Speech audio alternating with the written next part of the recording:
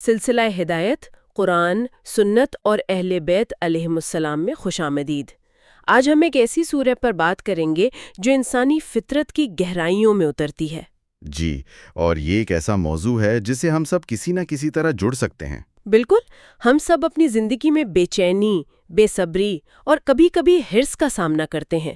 تو کیا ہو اگر ان کمزوریوں پر قابو پانے کا ایک خدائی روڈ میپ موجود ہو؟ یہ تو بہت دلچسپ بات ہے۔ آج ہم قرآن مجید کی 17ویں سورہ معرج کا جائزہ لے رہے ہیں۔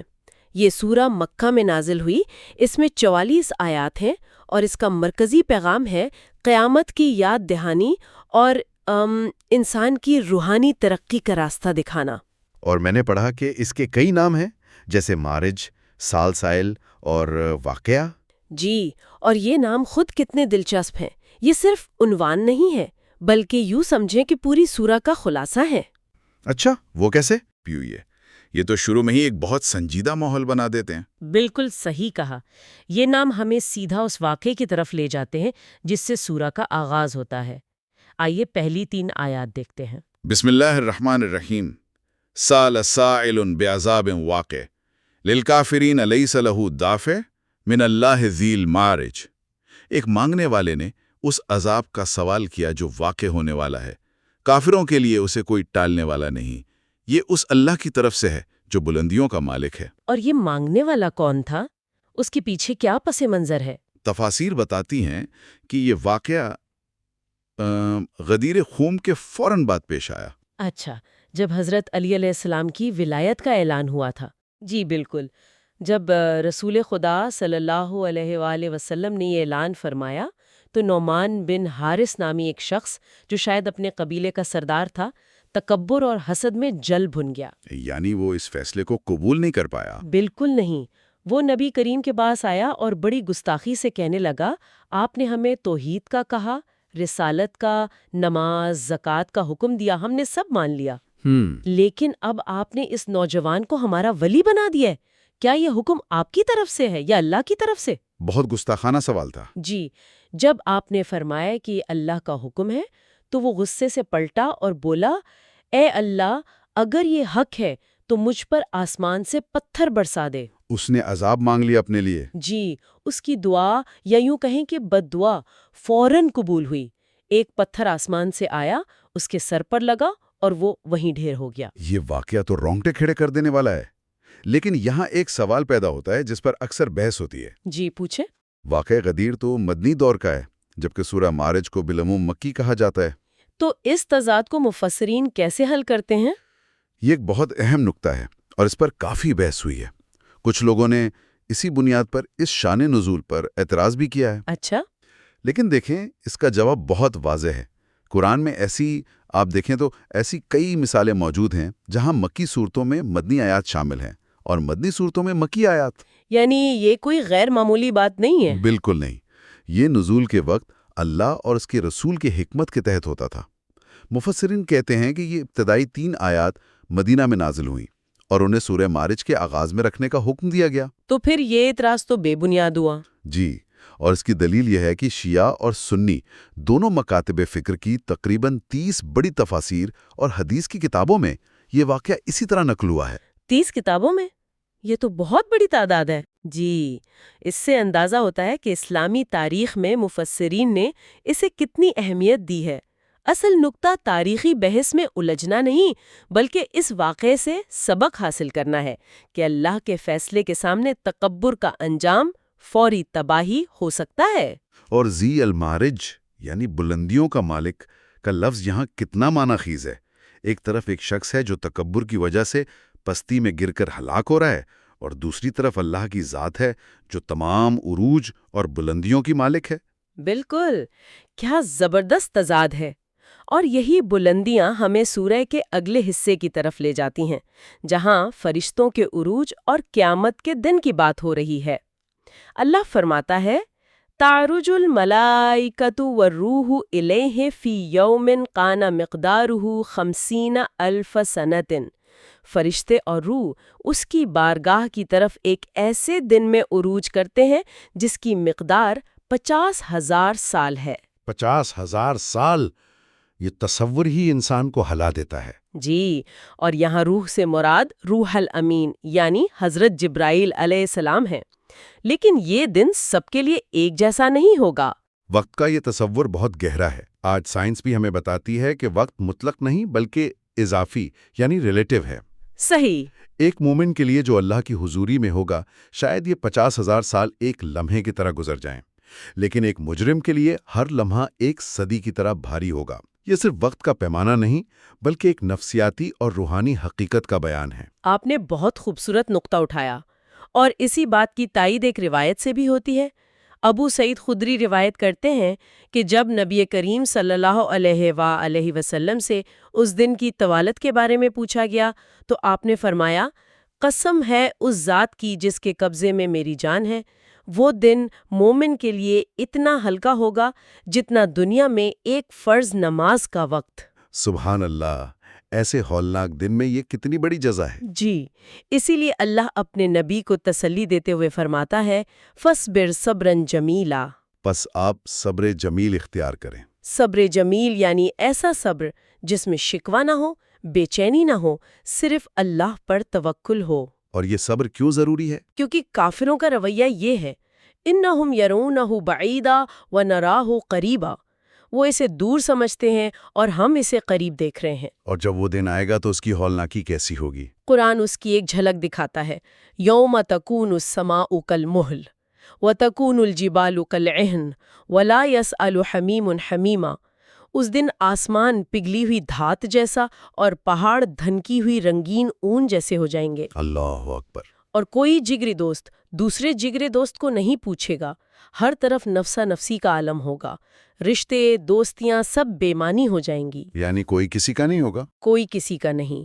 مجرم کی حالت یہ ہوگی کہ وہ چاہے گا، یود المجرم لو یفتدی من عذاب یومئذ ببنیہ وصاحبتہ واخیہ وفصیلتہ التی تؤویہ ومن فی الارض جمیعا ثم ینجیہ۔ وہ اپنی اولاد، بیوی، بھائی، خاندان، حتیٰ کہ زمین کے سارے لوگوں کو فدیے میں دے کر خود بچنا چاہے گا۔ جی، لیکن اللہ کا جواب ٹوک ہے، کلا انہا لظا، ہرگز نہیں۔ وہ تو بھڑکتی ہوئی آگ ہے، لظا نزاعتن للشوا، جو کھال ادھیڑ دینے والی ہے، بہت خوفناک۔ تدعو من ادبر وتولا وجمع فاوعا، وہ ہر اس شخص کو اپنی طرف بلائے گی جس نے حق سے پیٹھ پھیری اور مال جمع کر کے اسے بند کر کے رکھا۔ قیامت کی یہ منظر کشی دل دہلا دینے والی ہے، لیکن اس ہولناک انجام کی تصویر کشی کے بعد قرآن ایک بہت اہم سوال کی طرف آتا ہے، آخر انسان اس انجام تک پہنچتا کیوں ہے؟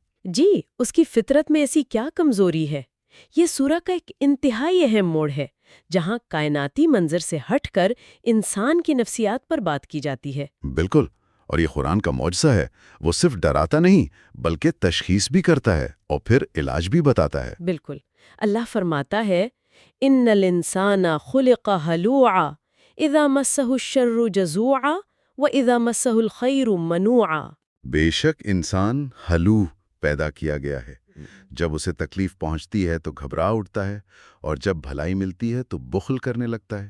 ہلو کا مطلب ہے کم حوصلہ، بے صبر، حریص۔ ہم یہ روزمرہ زندگی میں دیکھتے ہیں نا؟ جی بالکل دیکھتے ہیں، ذرا سی مشکل آئے تو ہمت ہار جاتے ہیں، تھوڑا سا پیسہ آ جائے تو خرچ کرتے ہوئے ڈرتے ہیں۔ یہ تو ہماری فطرت کا ایک بنیادی نقطہ ہے۔ جی، قرآن ہماری اسی کمزوری کو سامنے رکھ رہا ہے۔ لیکن یہاں دلچسپ بات یہ ہے کہ یہ کمزوری کوئی پیدائشی نقص تو نہیں ہوگی، یہ ایک آزمائش ہے۔ بہت خوب، یہ ایک آزمائش ہے، جیسے ایک کوچ کھلاڑی کی کمزوری کو جان کر اسے اسی پر محنت کرواتا ہے تاکہ وہ مضبوط ہو جائے۔ اللہ نے ہمیں یہ کمزوری دی ہے تاکہ ہم اس پر قابو پانے کی جد و جہد کریں اور روحانی طور پر ترقی کریں۔ تو یہ ایک فیچر ہے، بگ نہیں۔ سوال یہ ہے کہ اس ہلوپن کا علاج کیا ہے؟ اور علاج فوراً اگلی آیت میں بتا دیا گیا، الا المصلین، سوائے نماز گزاروں کے۔ اچھا، یعنی اس فطری کمزوری پر قابو پانے کا مرکزی نقطہ نماز ہے۔ جی، لیکن کون سی نماز؟ قرآن یہاں صرف نماز پڑھنے والوں کی بات نہیں کر رہا، بلکہ ان کی 9 صفات کا ایک مکمل پیکج بیان کرتا ہے جو ان کی پوری زندگی کا احاطہ کرتا ہے۔ ٹھیک ہے، آئیے ان پر بات کرتے ہیں۔ پہلی صفت الذین ہم علی صلاتہم دائمون، وہ جو اپنی نمازوں پر ہمیشگی کرتے ہیں۔ یعنی ان کا اللہ سے رشتہ مستقل اور اٹوٹ ہے، یہ نہیں کہ جب مشکل آئی تو مسلح پر اور جب خوشحالی آئی تو اللہ کو بھول گئے۔ بالکل، اور دوسری صفت فوراً معاشرے کی طرف متوجہ کرتی ہے، والذین فی اموالہم حق معلوم للسائل والمحروم، اور جن کے مال میں مانگنے والے اور نہ مانگنے والے محروموں کا ایک معلوم حق ہے۔ جی، امام جعفر صادق علیہ السلام فرماتے ہیں کہ یہ واجب زکوٰۃ کے علاوہ ہے، یہ وہ احساس ذمہ داری ہے جو انسان کو معاشرے سے جوڑتا ہے۔ یعنی آپ کی عبادت آپ کو سماج سے الگ نہیں کر رہی، بلکہ اس کے لیے مزید حساس بنا رہی ہے۔ بالکل، پہلی دو صفات اللہ اور مخلوق سے تعلق کو جوڑ دیتی ہیں، پھر تیسری اور چوتھی صفت عقیدے اور اندرونی کیفیت کو بیان کرتی ہے۔ والذین یصدقون بیوم الدین، جو روز جزا کی تصدیق کرتے ہیں۔ اور والذین هم من عذاب ربهم مشفقون، جو اپنے رب کے عذاب سے ڈرتے رہتے ہیں۔ جی، یعنی وہ جواب دہی کے احساس کے ساتھ جیتے ہیں اور کبھی خود کو محفوظ نہیں سمجھتے۔ یہ بہت اہم ہے، یہ وہ خوف ہے جو تکبر سے بچاتا ہے۔ پھر 5ویں، 6ٹھی اور 7ویں صفت آتی ہیں۔ جی، یہ انسان کے کردار اور اخلاقیات کی بات کرتی ہیں، شرمگاہوں کی حفاظت کرنا، امانتوں اور وعدوں کا پاس رکھنا اور سچی گواہی پر قائم رہنا۔ یہ تو وہ ستون ہے جن پر ایک صالح معاشرہ کھڑا ہوتا ہے۔ امانت کا لفظ بھی کتنا وسیع ہے، اس میں کسی کا راز، کسی کا مال اور اللہ کی دی ہوئی صلاحیتیں سب شامل ہیں۔ بالکل، اور پھر 8ویں صفت دوبارہ نماز کی طرف لوٹتی ہے، والذین هم علی صلاتہم یحافظون، اور جو اپنی نمازوں کی حفاظت کرتے ہیں۔ جی، پہلی صفت میں دائمون یعنی ہمیشگی کا ذکر تھا، یہاں یحافظون یعنی حفاظت کا۔ ان دونوں میں کیا فرق ہے؟ اس کا مطلب ہے نماز کے وقت کا خیال رکھنا، اس کے آداب کا خیال رکھنا اور اس کی روح یعنی حضور قلب کا خیال رکھنا۔ گویا نماز سے شروع ہو کر پوری زندگی کو سمیٹ کر واپس نماز پر ہی بات ختم ہوتی ہے۔ یہ 9 صفات تو ایک دائرے کی طرح ہیں، نماز سے شروع ہو کر نماز پر ہی مکمل ہوتی ہیں، اور اس دائرے کے اندر ایک انسان کی پوری زندگی، اس کا اللہ سے رشتہ، معاشرے سے تعلق، اس کی ذاتی اخلاقیات، سب کچھ آ جاتا ہے۔ صحیح کہا، یہ ایک مکمل ضابطۂ حیات ہے، صرف چند عبادات کی فہرست نہیں۔ اور ان لوگوں کا انعام کیا ہے؟ اولئک فی جنات مکرمون، یہی لوگ ہیں جو جنتوں میں عزت کے ساتھ ہوں گے۔ بالکل، ان نجات یافتہ لوگوں کی صفات بیان کرنے کے بعد سورہ کا رخ ایک بار پھر ان کافروں کی طرف مڑتا ہے جو نبی کریم صلی اللہ علیہ وآلہ وسلم کا مذاق اڑاتے تھے۔ جی، فما للذین کفروا قبلک مہطعین عن الیمین وعن الشمال عزین ایطمع کل امرئ منہم ان یدخل جنت نعیم۔ ان کافروں کو کیا ہو گیا ہے کہ آپ کی طرف گروہ در گروہ دائیں بائیں سے دوڑے آتے ہیں؟ کیا ان میں سے ہر ایک یہ طمع رکھتا ہے کہ اسے نعمتوں والی جنت میں داخل کیا جائے گا؟ یہ ان لوگوں کا ذکر ہے جو محفل میں بیٹھ کر باتیں سنتے، مذاق اڑاتے اور پھر کہتے کہ اگر کوئی جنت ہوئی بھی تو ہم ان مسلمانوں سے پہلے وہاں جائیں گے۔ وہی تکبر جو سورہ کے شروع میں نعمان بن حارث کے کردار میں نظر آیا تھا، اب یہاں ایک اجتماعی شکل میں نظر آ رہا ہے۔ بالکل، وہ اپنی حقیقت کو بھولے ہوئے ہیں اور اللہ انہیں ان کی حقیقت یاد دلاتا ہے۔ کلا انا خلقناہم مما یعلمون، ہرگز نہیں، ہم نے انہیں اس چیز سے پیدا کیا ہے جسے وہ خود بھی جانتے ہیں، یعنی ایک حقیر نطفے سے۔ بہتر لوگ لانے پر قادر ہیں۔ اور پھر اپنے نبی کو ایک آخری ہدایت دیتا ہے۔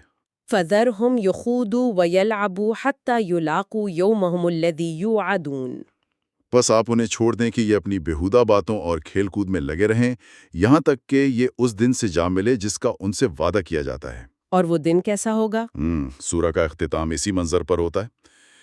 یوم یخرجون من الاجداث سراعا کأنہم الی نصب یوفضون، جس دن وہ قبروں سے یوں تیزی سے نکلیں گے گویا کسی بت یا نشانی کی طرف بھاگے جا رہے ہوں۔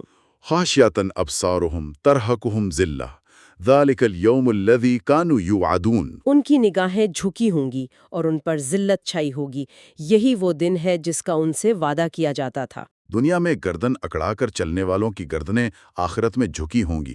تکبر کا انجام ذلت ہے۔ سورہ ایک فرد کی گستاخی سے شروع ہوئی تھی اور پوری منکر جماعت کے ذلت آمیز انجام پر ختم ہوئی۔ بالکل، یہ ایک مکمل دائرہ ہے اور یہ ہمارے لیے سوچنے کا مقام ہے۔